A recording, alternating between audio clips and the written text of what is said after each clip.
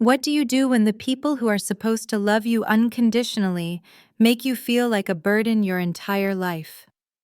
In today's story, you'll meet a woman whose parents dismissed her pain, favored her sister, and left her fighting for more than just her dignity. They left her fighting for the truth. If you've ever felt invisible, underestimated, or betrayed by your own family, this story will show you how one woman turned heartbreak into empowerment, and why her final stand changed everything. Her name is Maddie Brooks. Born and raised in a quiet suburb just outside of Denver, Colorado, she was the kind of little girl who smiled at strangers and picked wildflowers for her mom.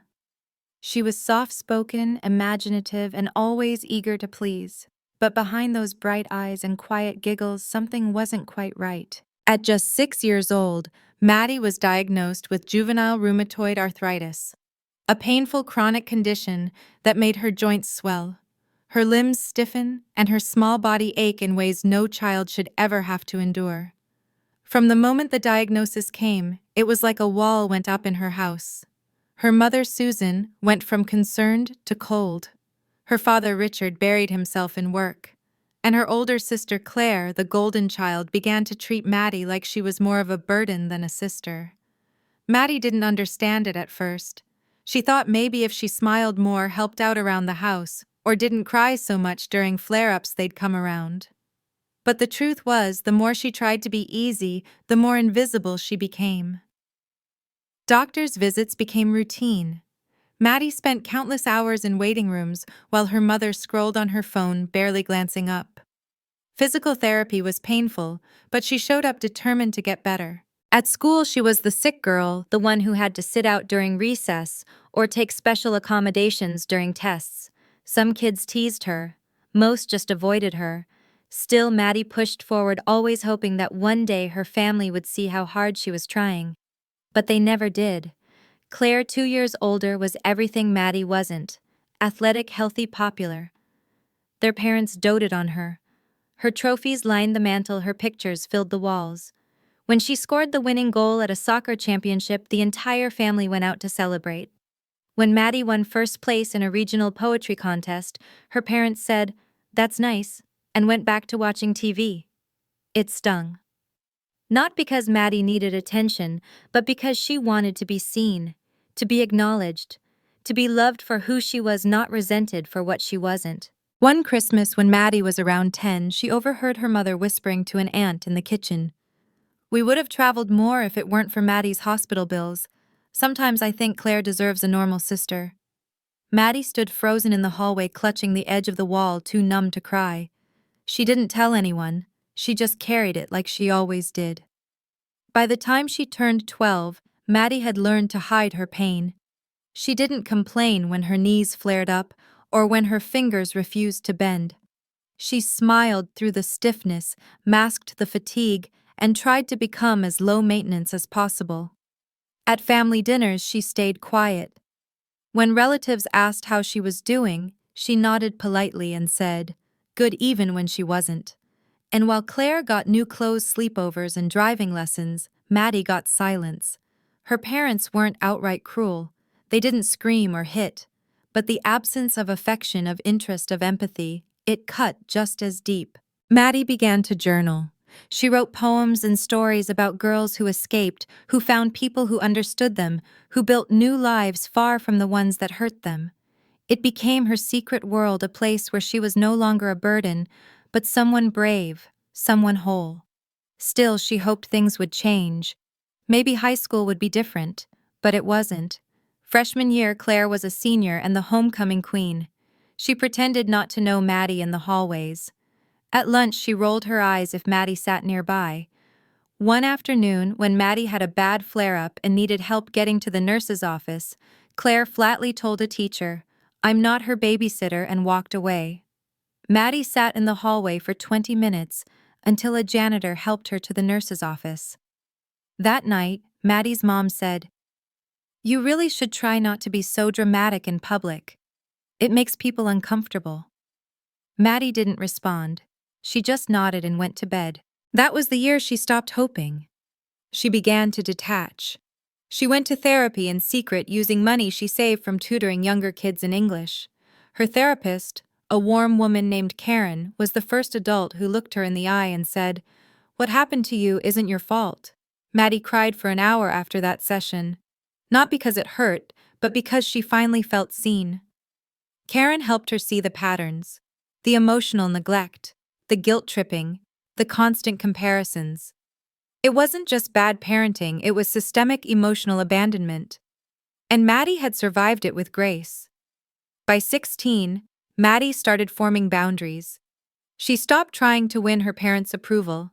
She focused on her writing, her education, and her health.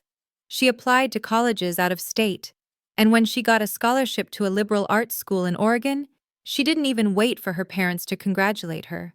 She packed her bags quietly and left 2 days after graduation. Her parents barely looked up when she walked out the door. But here's the thing, Maddie's story doesn't end with her leaving home. It starts there. Because while she escaped the daily reminders of being less than, she wasn't free from the emotional weight her family left behind. In Oregon, Maddie began building a life for herself. New friends, new doctors, new routines. She even published a poem in a small literary journal. For the first time in her life, people clapped for her because they saw her, not because they felt sorry for her. She worked 2 jobs to stay afloat and kept her grades up, determined never to need help from her family again. And for a while it worked. She stayed low contact, answered the occasional text from her mom, and sent polite Christmas cards, but she never let them in. Not really. Then came the call. It was Claire. Their father had passed away unexpectedly, and the family was gathering for the reading of the will. Maddie's stomach dropped. She hadn't spoken to Claire in nearly 3 years. She didn't even know why Claire was calling her now. But the tone in her voice wasn't grief. It was smug, polished. Like she knew something Maddie didn't.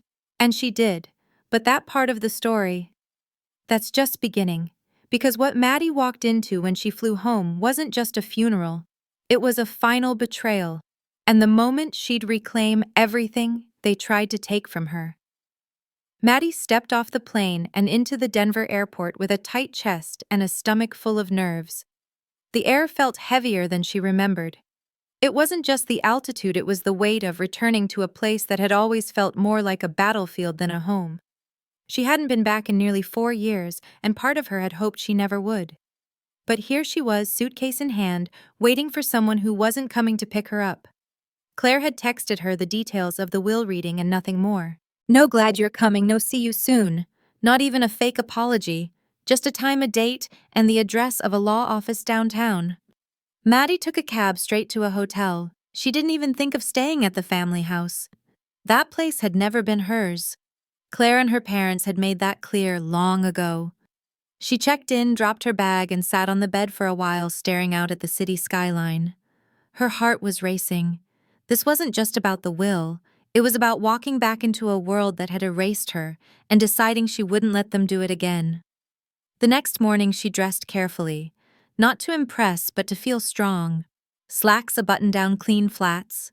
She pulled her curls back and looked herself in the mirror. She didn't see the sick little girl anymore. She saw a woman who had survived, and she was done being quiet. When she walked into the law office, Claire was already there, of course she was. Sitting perfectly poised in a designer coat, legs crossed, nails done. Their mother sat beside her, lips pressed into a thin line. Neither of them stood up. Claire gave her a once-over and said, "You look well." It wasn't a compliment. It was a warning. Maddie nodded, sat down, and waited. The lawyer entered, a kind man in his 60s named Mr. Penfield. He gave Maddie a small smile, one she didn't return. She was too busy watching her sister, who kept glancing at a folder in her lap, like she already knew what it said. Mr. Penfield cleared his throat and began.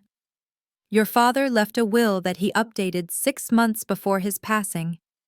In it, he clearly outlined how his estate was to be divided." Maddie braced herself. He continued. "To his wife, Susan Brooks, He left his life insurance policy and joint checking accounts. To his daughter Claire Brooks, he left the contents of his investment portfolio and full ownership of the family home. Maddie's fingers curled into fists. And to his daughter Madeline Brooks, he said, glancing up, he left a letter. Silence. Claire shifted in her seat, fighting a smile. Maddie blinked. A letter. Her voice came out low even. Yes, Mr. Penfield said, reaching into the file. It's handwritten, and it appears to have been sealed personally by your father. He handed it to her. Her hands trembled slightly as she took it. She stared at her name scrawled across the front. Maddie hadn't seen his handwriting in years. She opened it slowly, her heartbeat pounding in her ears. Inside were 3 sentences. Maddie, I hope you understand why I did what I did. You've always been strong, stronger than the rest of us. I know you'll be fine without anything from me. Dad. Her eyes didn't tear up. They burned. Not because she was heartbroken, but because she finally saw it all clearly. He hadn't believed in her. He had discarded her. Even in death, he had chosen Claire. She stood up and quietly placed the letter back on the table. That's it, she asked. Mr. Penfield nodded slowly. That's what was submitted. Claire crossed her arms. I told you. He always knew you didn't need anything. Maddie looked at her sister, really looked at her. And for the first time in her life, she didn't feel small in front of her. She felt angry, but not broken. She turned to Mr. Penfield. When was this will filed? 6 months ago, he replied. Your father came in with Claire to notarize it. Why? Maddie narrowed her eyes. Because 6 months ago he was in the hospital recovering from surgery. And according to the records I have, he was under medication that impaired his mental clarity. Are you telling me that man came here and made life-changing legal decisions? Alone? Claire stiffened. Don't start with your conspiracy theories. Maddie ignored her. Was there a previous will? Yes, Mr. Penfield said, pulling another folder. It was drafted 5 years ago. In that one, your father left equal portions of his estate to both daughters. And was he mentally sound when that was filed? Penfield nodded. He came alone, signed it clearly. No concerns at the time. Maddie's voice was calm now. Clear. I'd like to contest the current will on grounds of undue influence and diminished capacity. If you have video surveillance from the day it was signed, or any notes from your meeting with my father, I want copies. And I'll be hiring legal counsel immediately. Claire's mouth dropped open. You're seriously going to try to take this to court? Maddie turned to her. No, I'm going to expose what you did. The room chilled. The truth was, Maddie had been researching estate law for months. Something about that phone call about Claire's smugness had made her suspicious. She'd requested her father's medical records ahead of time. She'd spoken to his former nurse. She even had screenshots from social media posts that placed Claire at the law office the same week their father was supposed to be bedridden. She wasn't just guessing. She had proof. The weeks that followed were brutal. Maddie filed an official complaint and requested an investigation. Claire and her mother threw everything they could at her lawyer's insults, manipulation. They accused her of being greedy, of trying to stir up drama, of being mentally unstable. But Maddie didn't back down. She had witnesses. The nurse testified. An old neighbor mentioned hearing Claire talk about getting the house for herself, and a handwriting analyst confirmed that parts of the will had likely been traced. Eventually, the court ruled in Maddie's favor. The second will was deemed invalid due to undue influence and lack of capacity. The estate reverted to the original version, which meant Maddie received her rightful half. But she didn't keep the house. She sold it. She didn't want a single wall that had held their silence. Instead, she used the money to buy a small cabin in Oregon where she kept writing, kept healing, and finally started living fully on her own terms. Claire never apologized. Her mother never called again. But that was fine. Because for the first time in her life, Maddie didn't need anything from them. Not their money, not their approval, not even their presence. She had herself. And that was enough. The months that followed felt like walking barefoot through broken glass. Maddie had made her decision. She was done playing the quiet, forgiving daughter. She started documenting everything. Every medical bill she had paid, every appointment she had scheduled for herself since she was 18, every instance of neglect she could prove. But the hardest part wasn't gathering the evidence. It was the emotional toll of reliving every disappointment and betrayal. She moved into a tiny studio apartment 2 towns away, funded by the disability settlement she finally received after years of pushing. It wasn't much, but it was hers. No one to tell her when she was too much. No one sighing when she asked for help. And for the first time in her life, silence didn't feel like punishment. It felt like peace. Maddie began writing. At first, it was just for herself, journal entries filled with raw emotions and memories she'd buried deep. But then something shifted. She started publishing short essays under a pseudonym on a chronic illness support forum. Her posts quickly gained attention. Readers resonated with her words, especially young women who had spent years being silenced by family or dismissed by doctors. Her inbox filled with messages. I thought I was the only one. Your story gave me the courage to finally speak up. It was overwhelming, but in the best way possible. Meanwhile, back at home, things were unraveling in a way Maddie hadn't expected. Her sister Jenna had moved back in with their parents, but not out of love, out of necessity. Turns out their parents' financial situation wasn't as solid as they had always made it seem. The renovations they did to the house, mostly financed through loans. The investment Jenna made into her startup gone in under a year. Word eventually reached Maddie through a mutual acquaintance the family home was being put up for sale. At first she felt nothing. Then came the anger. And finally, closure. She decided she wasn't going to let that house, the same house where she'd cried herself to sleep so many nights, be sold without the truth being told. So she wrote a piece. Not an angry rant, not a dramatic tell-all. Just the truth. She changed the names, left out just enough details to protect identities. But every word was honest. It wasn't about revenge.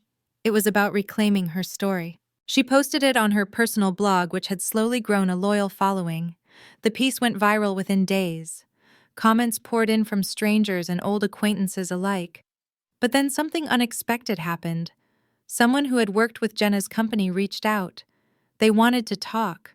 Turns out Jenna had used Maddie's medical records in a pitch to secure investor funding for a health tech app 2 years earlier.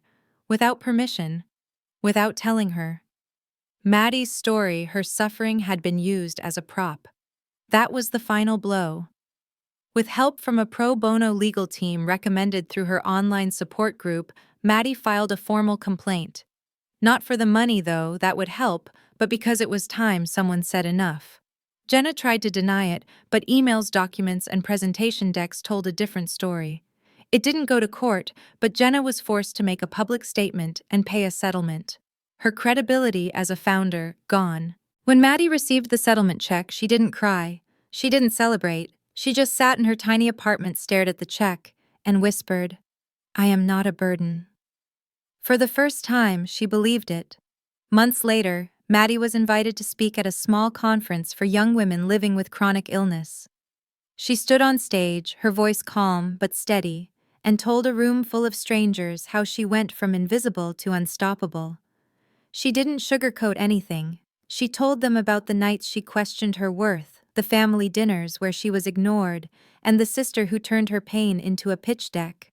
But she ended with this: "You are not too much, you are not broken, and your voice is more powerful than anyone who ever tried to silence it." The room stood in silence, then erupted in applause. Maddie didn't walk away with a trophy or a spotlight. She walked away with something much better, a sense of self she had been denied her entire life. And as she walked out of the building, the sun hit her face in a way that felt almost cinematic. For the first time, she wasn't looking back. She was moving forward on her own terms. The moment the lawyer handed Maddie the final stack of documents, there was a silence in the room so thick it almost hummed. Her father stared at the folder like it might explode. Her mother looked like she had just swallowed vinegar. And her sister Olivia had her arms folded so tightly across her chest that her knuckles turned white. But Maddie felt calm. It wasn't joy, it wasn't triumph. It was something deeper, a quiet reclaiming of her own worth. The truth was finally out. The court had ruled in Maddie's favor. The judge acknowledged the years of financial manipulation, the documented emotional neglect, and the falsified medical records her parents had used to strip away her independence. Olivia, who had once signed away rights to Maddie's trust fund under the guise of family help, was now facing a legal investigation for financial misconduct.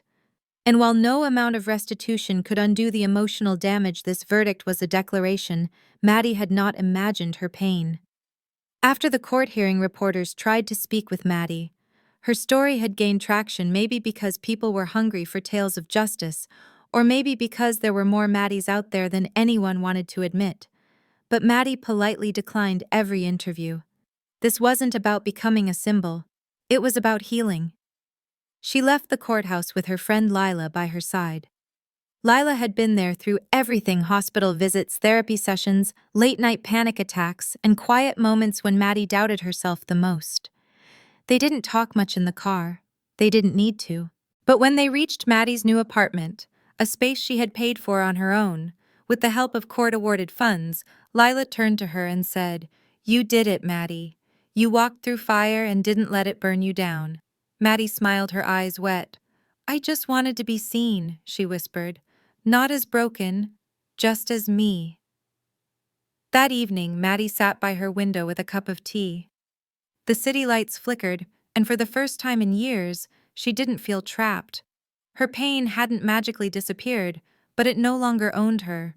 She was writing again, poetry mostly, pieces about scars that turned into maps, about silence that taught her to listen, about pain that, when acknowledged, could give birth to something honest. Months passed. Maddie began volunteering with an organization that helped young women navigate complex family situations, especially those with chronic illnesses or disabilities. She never told them her full story. She didn't need to. She listened. She validated. She became the person she had once needed, someone who didn't look away. As her name quietly spread in advocacy circles, Maddie received an invitation to speak at a local event about resilience. She almost said no. But then she remembered the courtroom, the way her parents had tried to erase her voice, and she said yes. The night of her talk, she stood on stage, hands trembling, heart pounding. But when she looked out at the small crowd, young girls, parents, caretakers, she felt the words rise naturally. "I was once told I was a burden," she began. "That my pain was inconvenient. That my existence was something to hide, to manage to survive around. But I want to tell you something: you are not too much. Your needs are not embarrassing. And your truth, no matter how long it's been buried, deserves air and light and space." She didn't cry until after. But when she did, it wasn't sadness. It was release. Eventually, Maddie made peace with what she could not change. Her parents never reached out again, not even after the ruling. Olivia sent a letter once. It was defensive, angry, blaming everyone but herself. Maddie read it, folded it neatly, and tucked it away. Closure, she had learned, doesn't always come in the form of apologies. Sometimes it's simply choosing not to carry the weight anymore. She still had days when her body ached more than she could bear. She still had moments when doubt crept in. But she also had freedom, friends who saw her, a life she was building on her terms. One spring afternoon, Maddie visited the old house. It had been sold after the legal battles ended. The lawn was freshly mowed, the paint a new shade of gray. It no longer felt like hers, and that was okay. She stood on the sidewalk, took a deep breath, and then walked away without looking back. Because her story didn't live in that house anymore. It lived in the poem she read to a room of survivors. It lived in the laughter she shared with Lila on quiet nights. It lived in the courage she passed on to others, one conversation at a time. And it lived in the powerful decision she made the moment her family called her a burden, to prove them wrong by simply becoming who she was always meant to be. Maddie didn't expect her life to become perfect after the court ruling. In fact, The real work started afterward, the quiet kind. The kind no one claps for. Healing wasn't a straight line. Some mornings she woke up energized, grateful, hopeful. Other days it took everything in her just to brush her hair. But now she had space. Space to breathe, to choose to fall apart without shame. That space changed everything. She began building routines that felt like rituals of care. Morning sunlight over her kitchen table became sacred. Her journal was no longer a place of venting, but a record of growth. She started keeping a little list on her fridge titled, "Things They Couldn't Take." On it were simple joys, like dancing barefoot in her living room or making the perfect cup of tea. Her body still ached, but now it ached in a home where she was safe. Sometimes at night, Maddie would sit with her phone in her lap, staring at her contacts. Her parents' numbers were still there. So was Olivia's. A few times, she hovered over the call button. But something always stopped her. Not anger, but clarity. She had learned the hard way that some people don't change just because the truth came out. Sometimes you have to accept the apology you never got and move forward anyway. She poured her energy into the advocacy group where she now worked part-time. She wasn't a counselor, but she was a listener. She met girls who were just like she had been, confused, gaslit, grieving the loss of parents who were still alive. She never told them what to do. She simply told the truth when they asked, "Does it ever get better?" And she'd smile and say, "Not always in the way you expect, but yes, you become stronger. Quieter maybe, but stronger." One afternoon, a girl named Tessa came into the group. She was 17, anxious and fiercely intelligent. Her family insisted her illness was just in her head and refused to get her tested. Maddie saw the signs immediately. The flinching, the over-apologizing, the way she scanned the room before speaking. Maddie didn't push her. Instead, she gave her a notebook and said, "Write whatever you want. It's yours. No one else has to see it." Weeks later, Tessa handed it back, pages full. "I don't know if this matters," she mumbled. Maddie smiled. "It matters. You matter." Moments like that kept Maddie going. Not every day was dramatic. There were no more surprise courtrooms or shocking family dinners, just steady steps forward. Peace didn't announce itself. It arrived like a soft knock at the door, and she had learned how to open it. In the spring, Maddie got a letter from her old doctor. Not the one her family had paid off, but a woman she had only seen once years ago before everything spiraled. The doctor wrote, "I always believed you. I'm glad you kept fighting." Maddie stared at the words for a long time. Just one sentence, but it felt like a salve. It reminded her how much it mattered that someone somewhere had seen the truth before she even knew how to name it. By summer, she had saved up enough to take a short trip out of state. Just a small getaway. She picked a quiet town with tall trees and slow mornings. She didn't post pictures. She didn't call anyone. It was just her and a camera. She took photos of wildflowers, of her hands against mossy trees, of rivers that didn't rush but simply moved with purpose. When she returned, she started printing her favorite shots and putting them on her walls. Her apartment slowly turned into a gallery of her own quiet victories. Then one evening, Maddie opened her inbox and found a message from a woman named Clarice. She introduced herself as Olivia's former college roommate. She said she had watched Olivia spiral in recent years, angry, erratic, and always blaming others. Then she added something Maddie didn't expect. "I think Olivia's hurting too," the email read. "Not to excuse what she did, but I thought you should know." Maddie didn't reply, not because she didn't care, but because she finally understood that knowing someone is in pain doesn't mean you're the one who has to heal them. She placed a hand over her heart and whispered, "I hope she finds her way." That was enough. She wasn't angry anymore, not in the sharp, overwhelming way that used to swallow her whole. The anger had melted into something quieter, almost like sadness. But even that didn't sting like before. It had softened, like a scar she could touch without flinching. One weekend, Maddie hosted a dinner at her apartment. Nothing fancy, just pasta, laughter, music, and mismatched plates. Her circle was small, but strong. Lila brought homemade bread.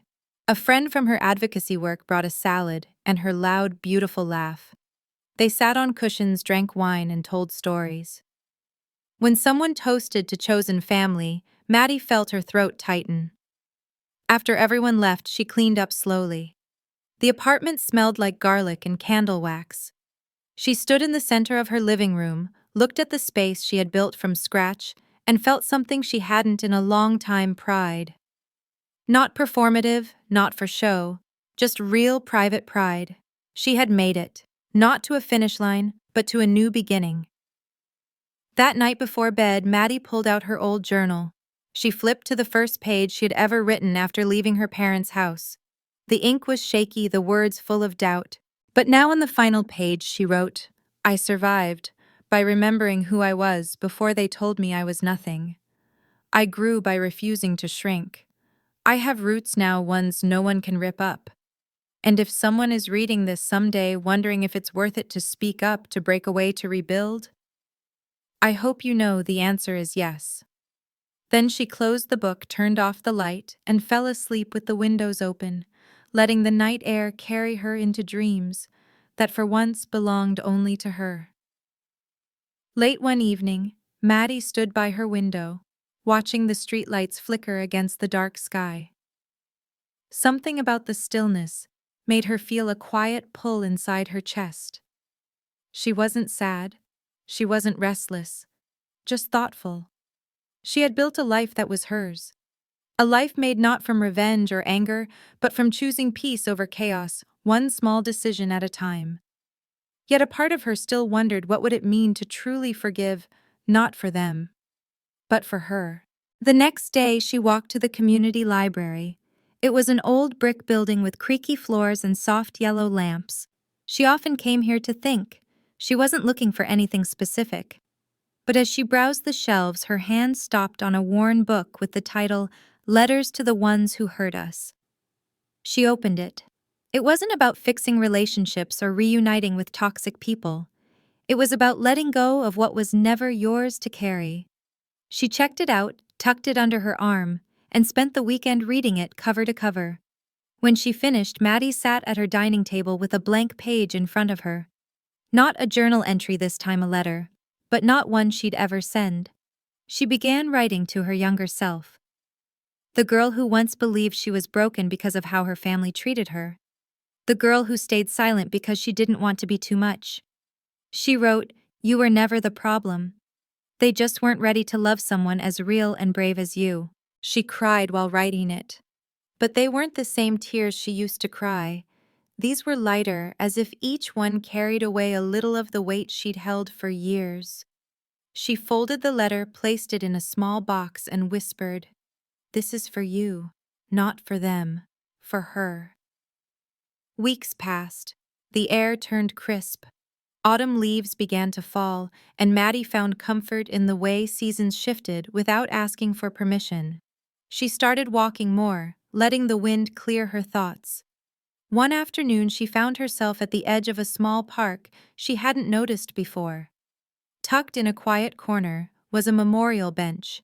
The plaque read, "For those who chose truth, even when it cost them everything." She sat down slowly, her hands tucked into her coat sleeves.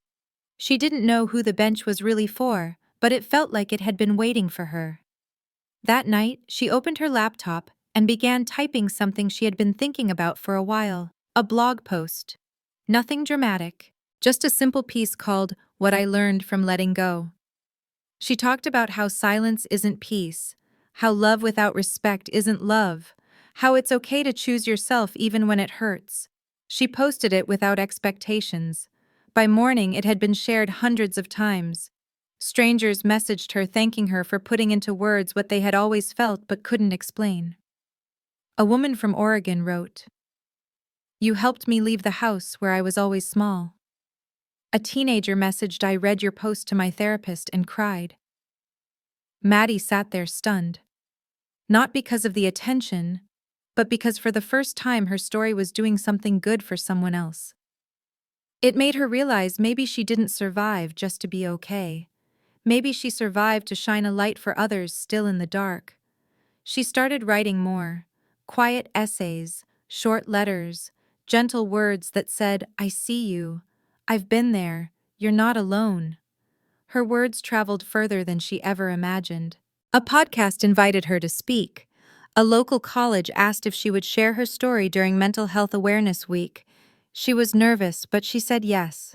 The day of the event, she wore a simple dress and stood behind a wooden podium in a small auditorium. Her voice trembled at first, but then she looked at the rows of young faces, some wide-eyed, some already blinking back tears, and she found her rhythm. "I used to think I had to earn love by staying quiet," she said softly. "But silence nearly destroyed me. Speaking up saved me." There was a long pause after she finished. Then applause, loud, heartfelt, honest. She didn't expect to cry again, but she did, standing in front of a room full of strangers who had, in a way, become part of her story too. After the event, a girl approached her no older than 19. She clutched a folded piece of paper and whispered, "Can I give you this?" Maddie nodded. The girl handed it over and walked away quickly.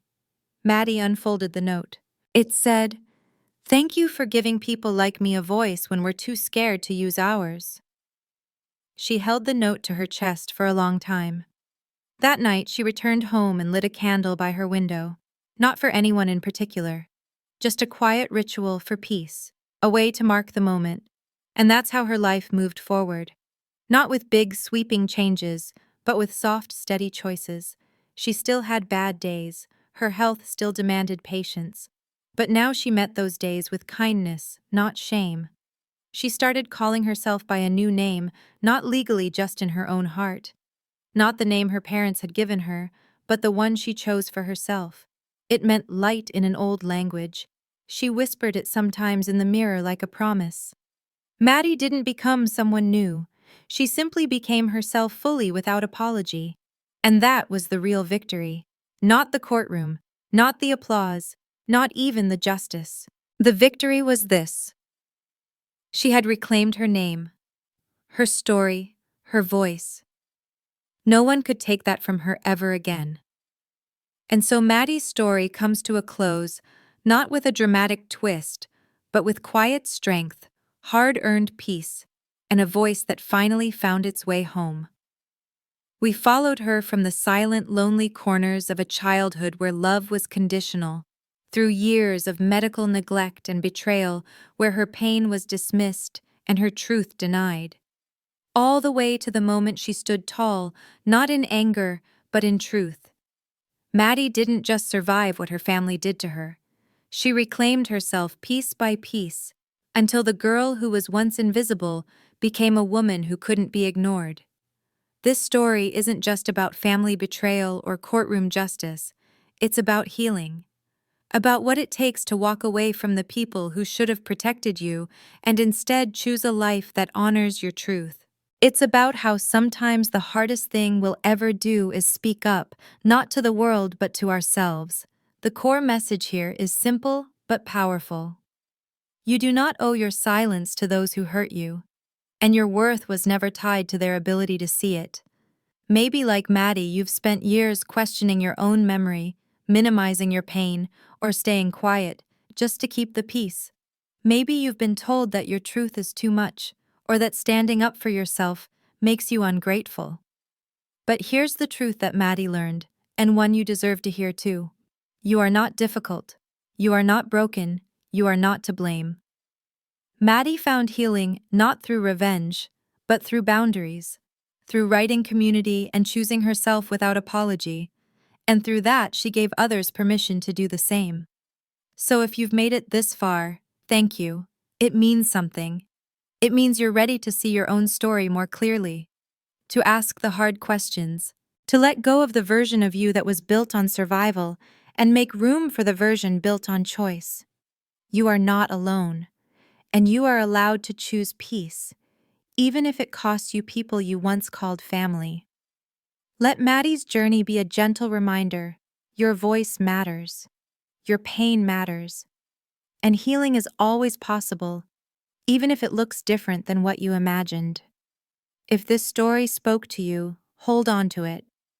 And when you're ready, tell yours. Because someone out there is waiting to hear it.